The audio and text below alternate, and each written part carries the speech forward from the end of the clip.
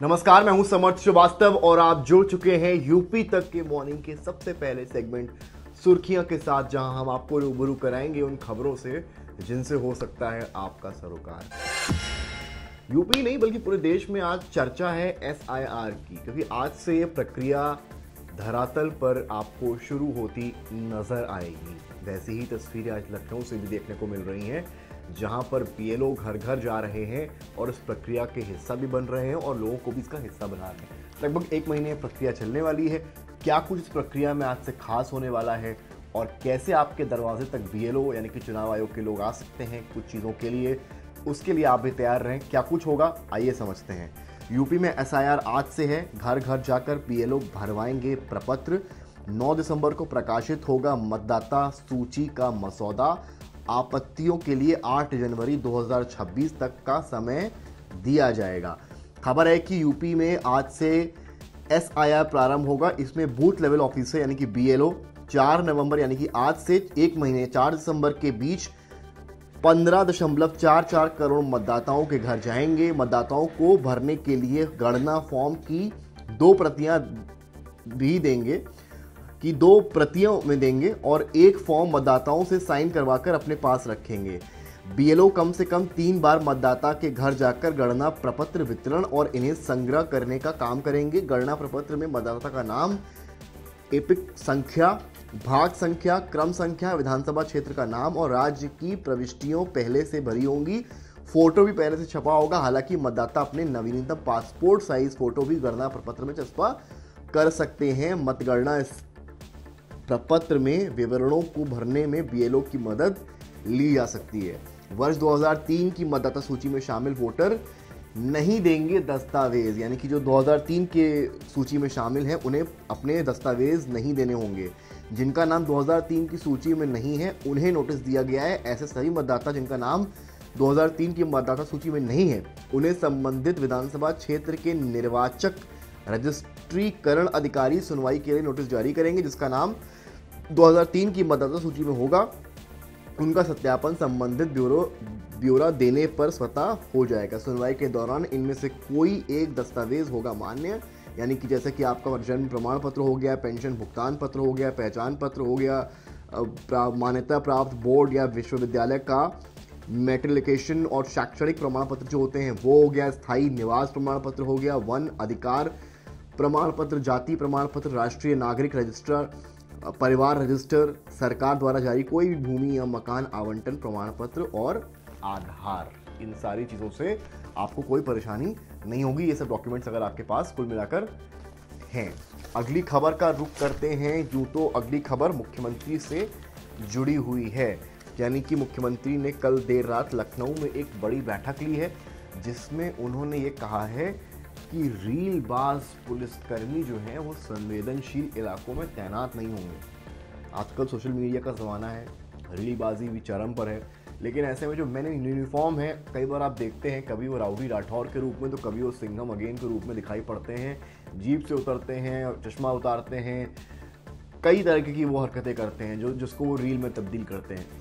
तो कई बार वो एक्शन मोड में होते हैं तो उसकी भी रील रिकॉर्ड एक कांस्टेबल कर रहा होता है। इन सारी चीज़ों का मुख्यमंत्री ने संज्ञान लिया है और ये कहा है कि जो रीलबाज पुलिसकर्मी है उनको संवेदनशील इलाकों में तैनात नहीं कर सकते हैं। क्या है मीटिंग का क्रक्स कुल मिलाकर कल की, आइए समझते हैं। उन्होंने कहा है जनसेवा के कार्य में मर्यादा और अनुशासन जरूरी है। सीएम ने की त्योहारों की तैयारी और कानून व्यवस्था की समीक्षा। सीएम ने बारिश से प्रभावित फसलों को तत्काल मुआवजा देने के लिए भी अधिकारियों को निर्देश दे दिए हैं। ये भी कहा है कि अनियमितता पर जो अधिकारी हैं वो नपेंगे। अवैध खनन को लेकर कड़ा रुख अपनाते हुए सीएम ने कहा है कि विशेष टीम बनाकर औचक निरीक्षण कराएं। किसी भी क्षेत्र में अनियमितता पाई जाए तो संबंधित अधिकारियों पर कड़ी कार्रवाई की जाए। इसमें सीएम के पास कई सुझाव भी आए हैं, जिसको लेकर भी तमाम बातें यहाँ पर उन्होंने कही हैं। तो वहीं देव दीपावली या अन्य जो फेस्टिवल्स आने वाले हैं उनको लेकर भी उन्होंने तमाम चीज़ें कही हैं। देव दीपावली समेत आगामी त्योहारों, मेलों के आयोजन, कानून व्यवस्था, आईजीआरएस, सीएम हेल्पलाइन और धान बिक्री की प्रगति की समीक्षा मुख्यमंत्री योगी आदित्यनाथ ने कल की है। लेकिन सबसे ज़्यादा चर्चा का विषय जो बनी हुई है चीज़ वो ये है, क्या है वो है रीलबाज पुलिसकर्मियों पर शिकंजा तो नहीं कहेंगे, लेकिन हाँ इतना ज़रूर है कि संवेदनशील इलाकों में उनकी तैनाती फिलहाल नहीं होगी। तो यूपी के नाम एक रिकॉर्ड भी आ गया है, खुशखबरी है, जो गुड न्यूज़ है वो क्या है आज की वो भी समझते हैं। माटी कला मेला जो है उसमें बिक्री का नया रिकॉर्ड बन गया है। 4.20 करोड़ रुपए की खरीदारी इस पूरे मेले में की गई है। खबर में है कि राजधानी समेत प्रदेश भर में उत्तर प्रदेश माटीकला बोर्ड द्वारा चालू वित्तीय वर्ष में आयोजित माटीकला मेला में रिकॉर्ड बिक्री हुई है। इस अवधि में बोर्ड ने माटीकला महोत्सव, क्षेत्रीय माटीकला मेले और लघु माटीकला मेला आयोजित किया। इन मेले में लगभग 4 करोड़ रुपए के उत्पादों की बिक्री हुई है। ये पिछले वित्तीय वर्ष में लगभग 3.29 करोड़ रुपए की बिक्री की तुलना में लगभग 17912 रुपए अधिक है। ये करीब 27.7% ज़्यादा है। तो ये जिस तरीके से है, लखनऊ में खादी भवन में 10 से 19 अक्टूबर तक यह माटीकला महोत्सव आयोजित हुआ था, जिसमें आपको याद होगा कि इतनी यहाँ पर कुल मिलाकर बिक्री की गई थी। जो सीईओ खादी और ग्रामोद्योग शिशिर हैं, उन्होंने बताया है कि सरकार के समर्थन और बोर्ड के प्रयासों से कारीगरों को सीधे उपभोक्ताओं से जोड़ने का मौका मिला है। मेलों में बिक्री बढ़ने से कारीगरों की आय में वृद्धि हुई है, वहीं माटीकला उत्पादों की ब्रांड वैल्यू भी बढ़ी है। आइए अगली खबर की ओर हम रुख करते हैं। अगली खबर जो है उसका रुख करें, लेकिन देखिए आप तमाम खबरें सोशल मीडिया पर नोएडा, दिल्ली को लेकर सुन रहे हैं, लेकिन यूपी के भी हाल कुल मिलाकर बुरे हैं। हालांकि नोएडा तो यूपी का हिस्सा है, लेकिन एनसीआर में जुड़ता है। खबर है कि गोमती नगर लालबाग की बिगड़ी हवा, धुंध ने बिगाड़ी हवा की सेहत, 173 दर्ज किया गया शहर का AQI, तापमान में भी गिरावट है। डॉक्टर्स कह रहे हैं कि दिल, फेफड़े और आंखों में बढ़ा स्मॉग का खतरा। बच्चे, बुजुर्ग और कमजोर इम्यूनिटी वालों के लिए विशेष सावधानी बरतने की ज़रूरत है। KGMU के सीनियर डॉक्टर्स कह रहे हैं कि जिनको फेफड़े की परेशानी है, फेफड़े की रक्षा करनी है, बाहर निकलते वक्त N95 मास्क का प्रयोग करें। अस्थमा के मरीज इन्हेलर हमेशा अपने पास रखें, गर्म कपड़ों से ढके रहें। आंखों का भी ध्यान रखना है, दिल के मरीजों को भी सावधान रहना है। हालांकि दिन चढ़ने पर हालात सुधर रहे हैं। सुबह के समय खासकर ये दिक्कत देखने को कुल मिलाकर मिल रही है। अगली खबर जो है वो पब्लिक इंटरेस्ट की है। दुधवा में आप भी जाते हैं कई बार ये होता है कि भाई वैन बड़ी महंगी मिल रही है, हम अफोर्ड नहीं कर पा रहे, तो अब उसके लिए एक नई चीज़ आई है। अब आज से 15 दिन तक दुधवा के लिए AC बस की सर्विस शुरू की गई है। खबर क्या है? लखनऊ से दुधवा पहुंचना अब और आसान होगा। परिवहन निगम ने पायलट प्रोजेक्ट के तौर पर 15 दिन तक AC बस के संचालन का निर्णय लिया है। केसरबाग से 2x2 बाईपास बस सेवा सुबह 8 बजे संचालित होगी। परिवहन मंत्री दयाशंकर ने बताया है कि प्रदेश में पर्यटन को बढ़ावा देने के लिए पर्यटन मंत्री जयवीर सिंह ने दुधवा के लिए AC बस शुरू करने का प्रस्ताव दिया था। कैसरबाग से सुबह 8 बजे बस रवाना होकर दिन में 1:30 बजे दुधवा पहुंचेगी। वापसी से में दुधवा से 3 से दिन में 2:30 बजे रवाना होकर रात 8 बजे कैसरबाग आएगी। करीब 2 to 7 किलोमीटर की इस दूरी का किराया 487 रुपये फिलहाल निर्धारित किया गया। यानी कि बहुत प्लानिंग करने की आपको जरूरत नहीं है। अगर बस आपको आसानी से मिल जाती है तो आपका दुधवा का सफर भी आसान हो जाएगा। कानपुर से जुड़ी खबर भी है जो इस वक्त सोशल मीडिया का चर्चा का विषय बनी हुई है। अखिलेश यादव हालांकि इस मुद्दे को कई बार अपनी प्रेस कॉन्फ्रेंस में उठा भी चुके हैं। क्या खबर है आइए समझते हैं। कानपुर में CO ऋषिकांत निलंबित हो गए हैं, जांच शुरू हो गई है। CO circle officer, deputy SP, संपत्ति कितनी आप सुनकर चौंक जाएंगे, 100 करोड़ की संपत्ति। 100 करोड़ की संपत्ति का मालिक CO अखिलेश दुबे का करीबी है। ये खबर आई है। खबर क्या है आइए समझ लेते हैं।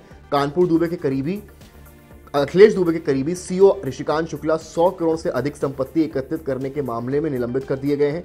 उनके खिलाफ विजिलेंस की जांच शुरू हो गई है। उन पर कानपुर में तैनाती के दौरान लोगों को झूठे केस में फंसाकर संपत्ति अर्जित करने का आरोप लगा है। SIT जांच में 12 स्थानों पर 92 करोड़ से अधिक की संपत्ति मिलने की पुष्टि हुई थी। साथ ही 3 अन्य संपत्तियां भी हैं। सोमवार को शासन ने प्रमुख सचिव सतर्कता विभाग को कार्रवाई की है। कानपुर पुलिस कमिश्नर ने 10 और 15 दिसंबर को अपर पुलिस महानिदेशक प्रशासन को पत्र भेजकर जांच रिपोर्ट सौंपी थी। इसी पत्र के आधार पर 18 सितंबर को अपर पुलिस महानिदेशक प्रशासन ने शासन में ये पत्र भेजा था। पुलिस कमिश्नर की ओर से भेजे गए पत्र में इस बात का उल्लेख किया गया था कि वर्तमान में मैनपुरी के भौगांव में तैनात ऋषिकांत करीब 10 साल से अधिक कानपुर नगर में तैनात रहे हैं। ये बहुत बड़ी बात है अपने आप में। इसके अलावा वो यहाँ वर्ष 98 से 2006 तक दोबारा, दिसंबर 2006 से वर्ष 2009 तक नियुक्त रहे हैं। कानपुर में अखिलेश दुबे गिरोह चलाकर फर्जी मुकदमे कराकर लोगों को फंसाने, वसूली और कब्जे का कार्य करता है। ये सारे आरोप ऋषिकांत पर लगे हैं और अब ऋषिकांत को निलंबित कर दिया गया है। तो ये भी एक बड़ी खबर यूपी के पॉइंट ऑफ व्यू से आज देखने को यहाँ पर साफ नजर आ रही है। अगली खबर की ओर हम रुख करेंगे, जो शायद वो भी पब्लिक इंटरेस्ट की और जुड़ी हम आपसे जुड़ी खबर है। वो ये है कि भाई 5 से ज़्यादा चालान हो गए तो लाइसेंस आपका रद्द हो जाएगा। ये खबर छपी अखबार में। कहा गया यातायात माह के शुरू में विशेष अभियान शुरू हुआ है। खबर जल्दी समझ लेते हैं क्या है। अगर आप बार बार ट्रैफिक नियमों का उल्लंघन कर रहे हैं तो सतर्क हो जाइए। आपके 5 से अधिक चालान होंगे तो आपकी कार का रजिस्ट्रेशन और ड्राइविंग लाइसेंस भी रद्द किया जाएगा। ये नियम पहले से भी लागू है, लेकिन यातायात माह के दौरान इसे सख्ती से लागू किया जाएगा। ये बात पुलिस लाइन में सोमवार सुबह यातायात माह के शुभारंभ के कार्यक्रम के दौरान मुख्य अतिथि संयुक्त पुलिस आयुक्त जेसीपी बबलू कुमार ने कही है। तो भैया सजग हो जाइए। अगर आपके लाइसेंस जो हैं यानी कि चालान ज़्यादा हैं तो उन्हें भर दीजिए। अब नगर निगम में भी जो है एक तरह से जो आयुक्त हो गए, महापौर हो गए, उनके बीच में जो खींचतान है वो खत्म होने का नाम नहीं ले रही है। उसकी गाज कहाँ गिरी है वो समझते हैं जल्दी से। महापौर नगर आयोग की खींचतान में छीनी कई की कुर्सी। खबर है कि कई जोनल अधिकारियों को भेजा गया उनके मूल पद पर, जिन पर गिरी गाज उन्हें बताया जा रहा है महापौर का करीबी। महापौर ने शिकायतें सुनी हैं, तो ये सारी चीज़ें जो हैं वो गाज कहीं ना कहीं गिर रही है और ये मामला फिलहाल अभी तो ठंडा होता दिखाई नहीं दे रहा है। तो ये बड़ी खबरें आज उत्तर प्रदेश के लिहाज से काफ़ी अहम है। और सबसे बड़ी खबर जो अभी के पॉइंट ऑफ व्यू से है वो एक तो एसआईआर है, तो वहीं अयोध्या में ध्वजारोहण जो है उसकी तैयारी तेज हो गई है। पूर्वी यूपी से 5000 संतों को आमंत्रित किया गया है। देश के अन्य हिस्सों से आएंगे लगभग 1500 अतिथि। प्रवेश के बाद समापन पर ही निकल सकेंगे अतिथि। तो तैयारियां लगभग उसी लेवल की अयोध्या में की जा रही हैं जैसी कि प्राण प्रतिष्ठा के दौरान की गई थी। तो वहीं बनारस में देव दीपावली का माहौल है। देव दीपावली से जुड़ी भी हर रिपोर्ट आपको यूपी तक पर देखने को मिलेगी। आज से लेकर कल तक बनारस में दिए जलेंगे, जगमगाएंगे, एक नया रिकॉर्ड बनारस बनाएगा। तो वहीं एसआईआर की शुरुआत से यूपी में हलचल बढ़ गई है। कैमरामैन गौरव के साथ समर्थ श्रीवास्तव, लखनऊ, यूपी तक।